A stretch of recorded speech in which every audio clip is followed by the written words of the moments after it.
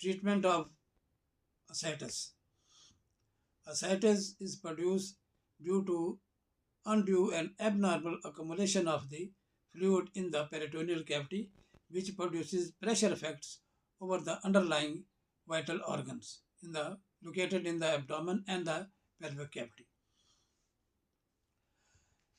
The causative organism or the pathology that has to be detected and treatment is given accordingly.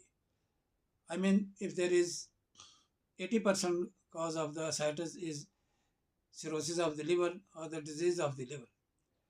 So we have to treat the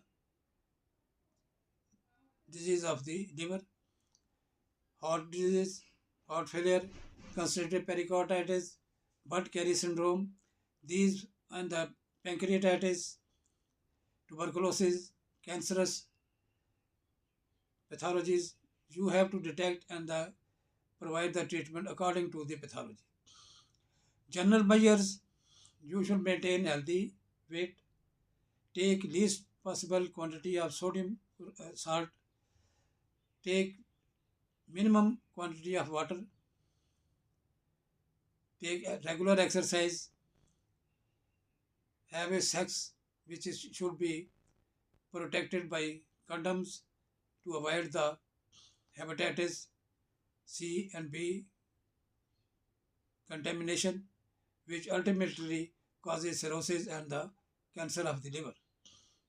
So these are the basic fundamental steps to avoid the production of the ascites.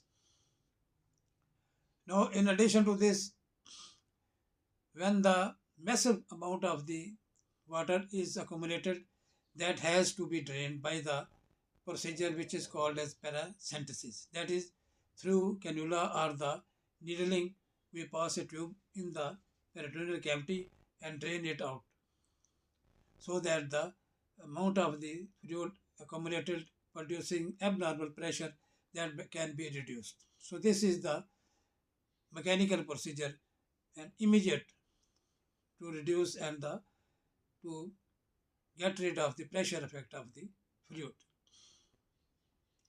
In addition to this procedure, there is